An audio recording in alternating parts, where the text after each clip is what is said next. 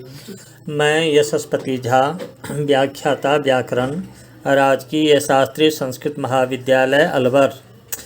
आज शास्त्रीय तृतीय वर्ष के द्वितीय पत्र प्रौढ़ मनोरमा नामक ग्रंथ में अच संधि प्रकरण के अंतर्गत अनचिच इस सूत्र का आज व्याख्यान करेंगे।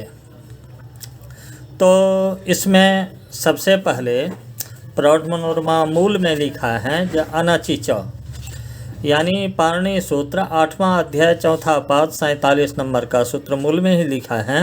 द्वे बेति यरोनुनासिके इति सूत्रात् वाग्रहणम् अनुवर्तते इति नाज्झलो इति सूत्रे कैयटः एवं च सर्वत्र साकल्यस्य इति सूत्रं तत् प्रपंचभूतं पूर्वोत्तर सूत्रद्वयं च नारंभनीयम् इति भावः। यत्तु दीर्घादाचार्याणाम् इति सूत्रे आचार्यग्रहणं पूजार्थम् इत्यभिप्रेत्य वाक् इति भाष्योदाहृते विकल्पे उपपत्ति चिन्तार्थं क्लिश्यन्ते तन्मुद्यैव पूजार्थतायाः प्रमाणिकैरनुक्ते त्रिप्रभृतिषु इति सूत्रे शाक्टायन ग्रहणस्यापि तथात्वापत्ते न चेष्टापत्तिः संस्कृतेति त्रिसकार पर कैयट हरदत्तादि ग्रंथ विरोधात् स्वग्रंथ विरोधाच्च अतएव प्रातिशाख्य भाष्येपि आ त्वा रथम इति मंत्रे तकारस्य द्वितीय विकल्प उदाहृतः माधवेन वास्ते इत्यत्र सकारस्य द्वितीय विकल्प उक्तः एवं च धात्रं सह इत्यत्र तकारस्य द्वित्वम् असत् इति उक्तिः एव असतीति दिक्। यानी इसके अनचिच सूत्र के वैयाकरण सिद्धांत कौमुदी में वृत्ति के रूप में दिया है अचः परस्य द्वे वा अस्तः न तु अचि इति धकारस्य द्वित्वम्। यानी अच से पर जो यर उसको द्वित्व हो और आगे अच के परे न हो और विकल्प से। तो इसी तरह से इस सूत्र के द्वारा धकार को द्वित्व होता है। तो यहाँ पर मनोरमाकार कहते हैं अनचिचा सूत्र के अर्थ में जो कहा गया बा द्वे अस्तः अर्थात विकल्प से द्वित्व होता है, वह बा इस सूत्र में यरो नुनासिके नुनासिको बा से अनुवृत्त किया जाता है। ऐसा नाज्झलो सूत्र के भाष्य की कैयट कृत प्रदीप टीका में कहा गया है। इसलिए सर्वत्र साकल्यस्य यह सूत्र तथा इसी के प्रपंचभूत इसका जो पूर्व सूत्र है त्रिप्रभृतिषु शाक्टायनस्य तथा आगे का जो सूत्र है दीर्घादाचार्याणाम उसका इन तीनों सूत्रों का आरंभ नहीं करना चाहिए। अर्थात त्रिप्रभृतिषु सर्वत्र साकल्यस्य तथा दीर्घादाचार्याणाम इन तीनों का आरंभ नहीं करना चाहिए, क्योंकि जिन लक्ष्यों की सिद्धि इन तीनों सूत्रों के द्वारा होती है उन सब की सिद्धि अनचिच में वाग्रहण की अनुवृत्ति से ही हो जाती है। तो दीर्घादाचार्या नाम में आचार्य ग्रहण को पूजार्थक मानकर भाष्य उदाहृत वाक तथा वाक्य में ककार के वैकल्पिक द्वित्व की उपपत्ति के लिए क्लिष्ट होते हैं, अर्थात कुछ परेशान होते हैं। यह उनकी परेशानी मुद्यैव अर्थात व्यर्थ ही हैं। शब्द रत्नकार कहते हैं यत्तु के क्लेश को स्पष्ट करते हैं। क्लिश्यन्ति इति अनचिच इत्यनुवर्त्य पर्युदास परतया हलि पर एव नित्य निषेध इति व्याख्यानेन इति भावः। अर्थात वाक और वाक्य में द्वित्व विकल्पोपपत्ति के लिए यत्तु जो दीर्घादाचार्या नाम में अनचिच की अनुवृत्ति करके वहाँ के नय को पर्युदास मानकर अच भिन्न अच सदृश हल्के पड़े ही द्वित्व का नित्य निषेध होगा। वाक में तो हल पर में है नहीं, तो द्वित्व का नित्य निषेध नहीं होगा, अर्थात विकल्प से द्वित्व का निषेध होगा तो वाक और वाक्य ये दोनों रूप बनेंगे। ऐसी व्याख्या के द्वारा द्वित्व विकल्प की उपपत्ति करना ही यत्तु का क्लेश माना जाता है। लेकिन मंदुरमाकार कहते हैं तन्मुद्यैव, अर्थात उनका उपर्युक्त व्याख्यान रूप क्लेश करना व्यर्थ ही है। दीर्घादाचार्या नाम सूत्र में आचार्य ग्रहण को यहाँ पर पूजार्थ मानकर इष्टापत्ति करे तो संस्कृता में 3 सकार वाला यह रूप कैयट हरदत्त आदि ने जो माना है उससे यत्तु का विरोध तो होगा ही, और उसका अपने ग्रंथ से ही विरोध होगा, क्योंकि संस्कृता में सकार को जब विकल्प से द्वित्व होगा तभी 3 सकार वाला रूप बन पाएगा। और दीर्घादाचार्या नाम में आचार्य ग्रहण को विकल्पार्थ न मानकर पूजार्थक मानेंगे तो वहाँ विकल्प से द्वित्व करेगा कौन, अर्थात कोई नहीं। इस प्रकार 3 सकार वाले रूप को मानने वाले कैयट हरतत्तागिदी के साथ यत्तु का विरोध स्पष्ट है। वहाँ आचार्य प्रश्न विकल्पार्थक हैं, अतएव प्रातिशाख्य भाष्य में भी आ त्वा रथम इस मंत्र में तकार को विकल्प से द्वित्व का उदाहरण दिया गया है। माधव ने भी आस्ते में दीर्घ आकार से परे सकार को विकल्प से द्वित्व होता है यह कहा है। शब्द रत्नकार यहाँ कहते हैं जो विकल्प उक्त इति एवं च सर्वत्र साकल्यस्य इति बदिदम अपि प्रपंचार्थम इति भावः। इस प्रकार जैसे सर्वत्र साकल्यस्य सूत्र अनचिच के प्रपंच के लिए हैं, उसी प्रकार यह दीर्घादाचार्या नाम भी प्रपंचार्थ ही हैं, यह भाव है। इस प्रकार अनचिच में बा ग्रहण की अनुवृत्ति आने से या दीर्घादाचार्या नाम में आचार्य ग्रहण से विकल्पार्थक होने से जो लोग कहते थे कि धात्रमसः में तकार को द्वित्व असत हैं, अनुचित हैं, उनका ऐसा कथन ही असत है।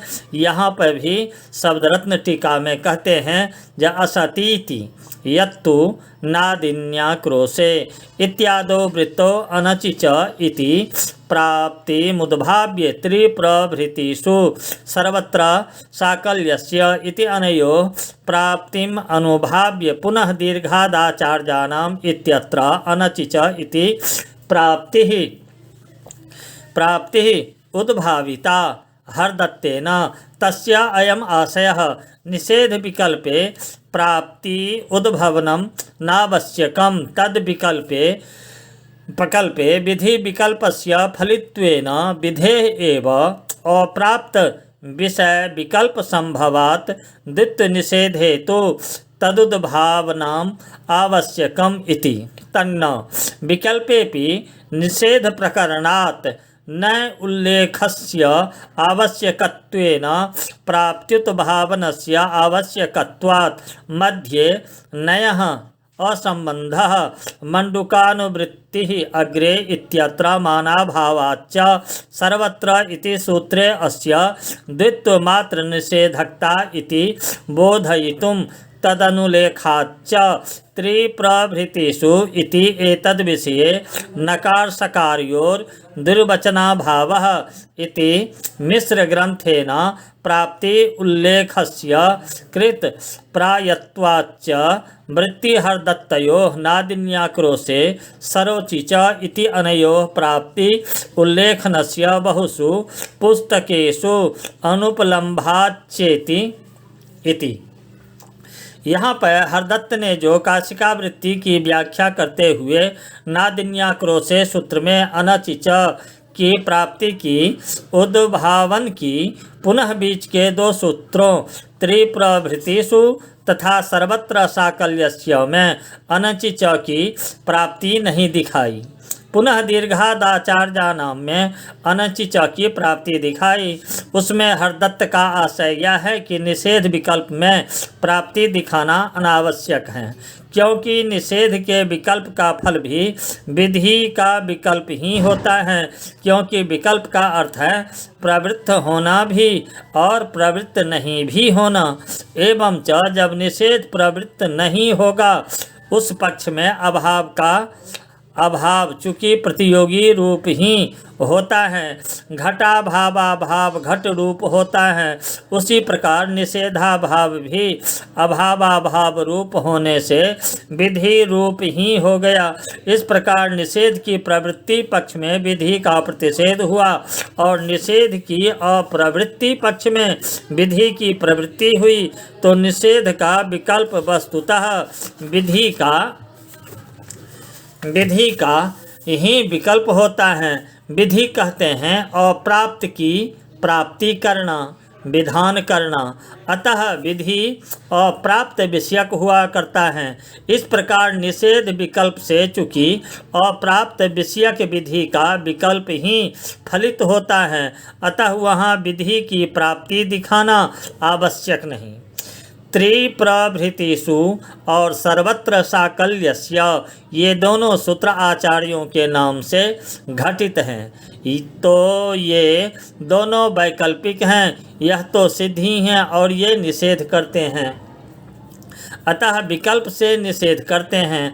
अतः इन दोनों में अनचिच रूप विधि की प्राप्ति दिखाना आवश्यक नहीं था, अतः उन्होंने इन दोनों में अनचिच की प्राप्ति नहीं दिखाई। हाँ, नित्य निषेध में अर्थात जो सूत्र नित्य निषेध करते हैं उसमें प्राप्ति की उद्भावना आवश्यक होती है, क्योंकि निषेध प्राप्ति पूर्वक ही हुआ करता है, अर्थात अभाव हमेशा प्रतियोगी विशेषित ही हुआ करता है, केवल न ऐसी प्रतीति नहीं हुआ करती, अपितु घटो न पटो न इत्याकारक ही प्रतीति होती है।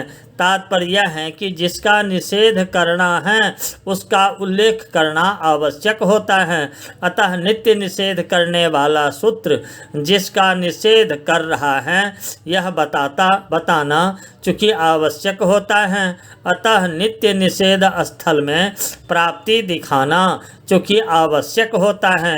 अतः हरदत्त से नित्य निषेध करने वाले नादिन्याक्रोशे में तथा दीर्घादाचार्यानाम सूत्र में प्रतियोगी का ज्ञान कराने के लिए अनचिच सूत्र की प्राप्ति दिखाई। तो इस पर शब्द रत्न टीका में कहा गया है, जो हरदत्त का आशय बताकर तन्न से उसका खंडन करते हुए कहते हैं कि वैकल्पिक त्रिप्रभृतिषु सर्वत्र साकल्यस्य सूत्र भी चूँकि निषेध प्रकरण में पढ़े गए हैं, अतः निषेध विकल्प में भी अर्थात जो सूत्र विकल्प से निषेध करते हैं उनमें भी प्रकरण प्राप्त नय का उल्लेख करना आवश्यक है। एवं च जब न का उल्लेख करेंगे तो प्रतियोगी विधया प्राप्ति दिखाना भी आवश्यक ही होगा, परंतु हरदत्त ने जो ऐसा नहीं किया यह उनकी न्यूनता है। दूसरी बात यह भी है कि पहले नादिन्याक्रोशे में नय का संबंध पुनः मध्य में इन दो सूत्रों में असंबंध करके पुनः मंडूक प्लूत्या चौथे सूत्र में नय का संबंध मानने में कोई प्रमाण भी नहीं है, अतः नय का संबंध चारों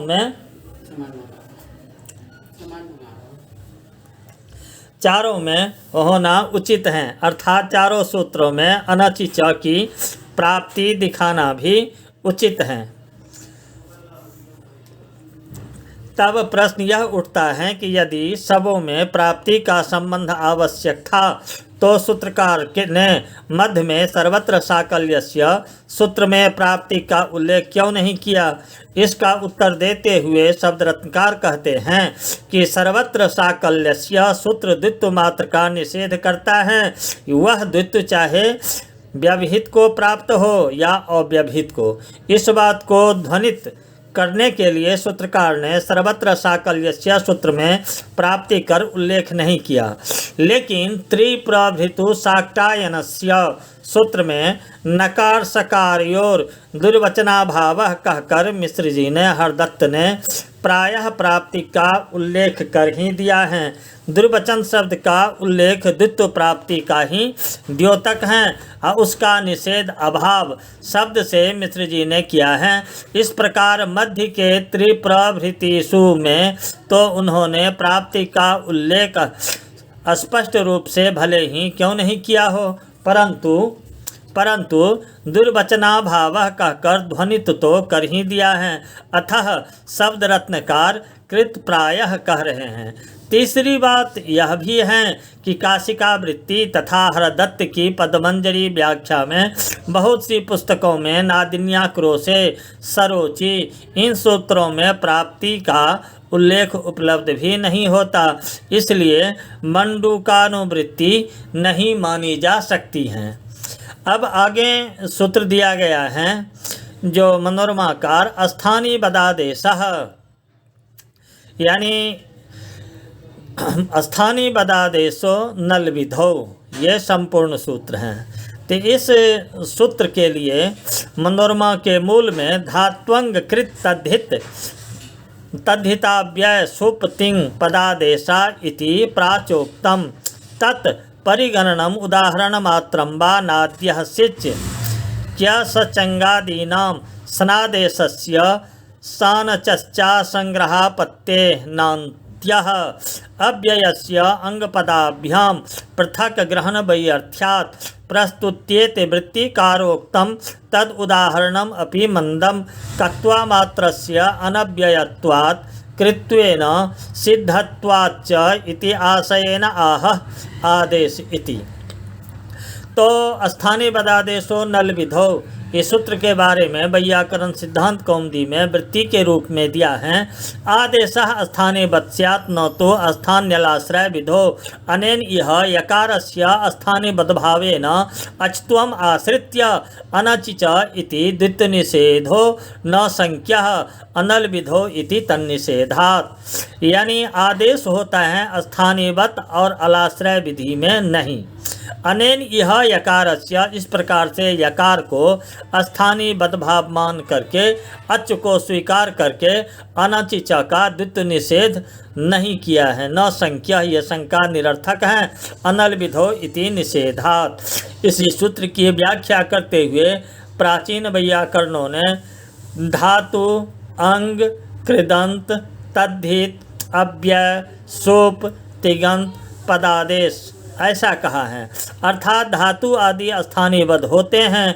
मनोरमाकार इस पर कहते हैं कि प्राचीनों का उपर्युक्त कथन परिगणन है या स्थानीय बदभाव का उदाहरण मात्र, अर्थात जहाँ जहाँ स्थानीय बदभाव होता है उसका परिगणन प्राचीनों ने किया है कि धातु, अंग आदि परिगणित को ही स्थानीय बदभाव होता है, अन्य को नहीं।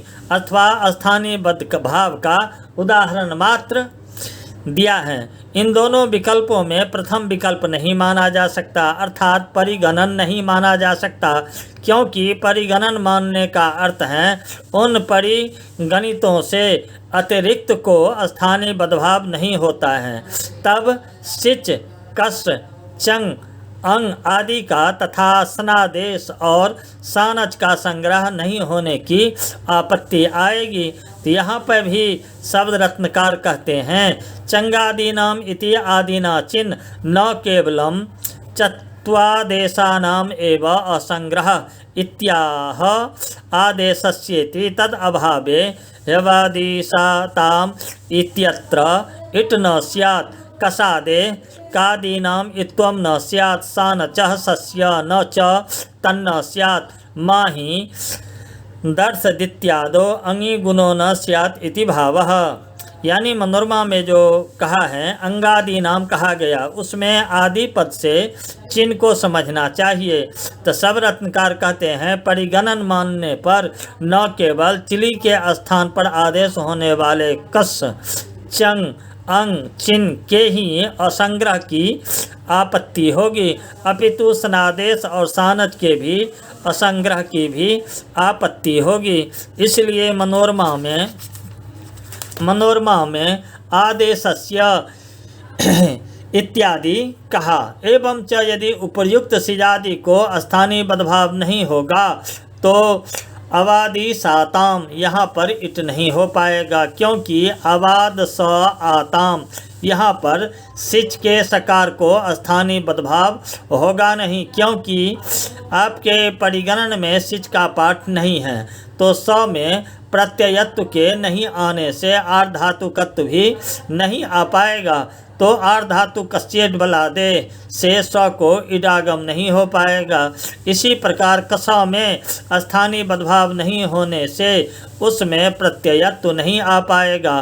तो लसक को तद्धिते से कस के ककार की इत संज्ञा नहीं हो पाएगी, क्योंकि प्रत्यय के ही आद्यावयव ल स कवर की इत संज्ञा लसक को तद्धिते करता है। इसी प्रकार सानच भी उक्त परिगणन में नहीं है, तो उसमें भी स्थानीय बदभाव नहीं होने से प्रत्ययत्व नहीं होगा, तो उसके सकार की लसक को तद्धिते ही इस संज्ञा नहीं हो पाएगी, लोप नहीं होगा।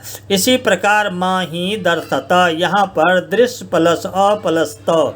इस स्थिति में चंग के आकार में स्थानीय बदभाव से प्रत्ययत्व नहीं आ पाएगा, तो अंग के परे दृश्य की अंग संज्ञा नहीं हो पाएगी, तो ददृशोंगी से गुण नहीं हो पाएगा, क्योंकि गुण करने वाला दृशोंगी अंगाधिकार में पठित हैं। इस प्रकार दर्शत यह रूप निष्पन्न नहीं हो पाएगा।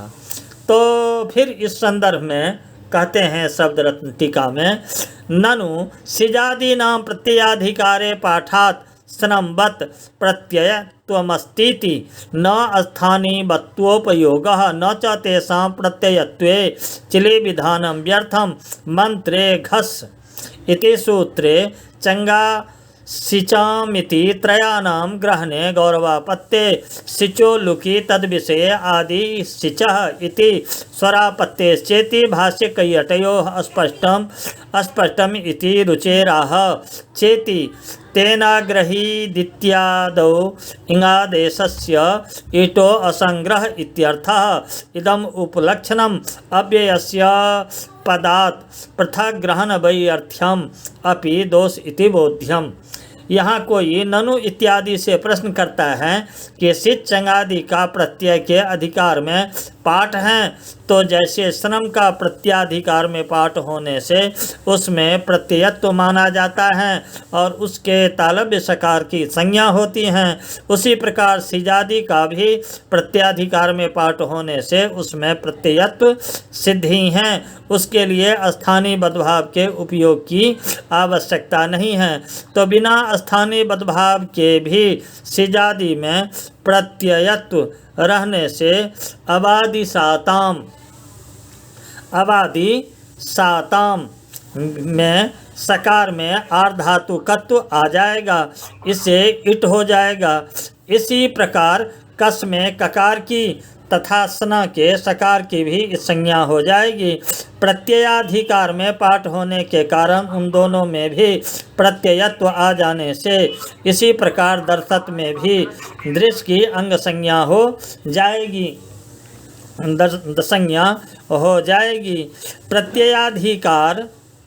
प्रत्ययाधिकार में पाठ होने कारण उन दोनों में भी प्रत्ययत्व आ जाने से इसी प्रकार दर्शत में भी दृश्य की अंग संज्ञा हो जाएगी, कहीं कोई दोष नहीं है।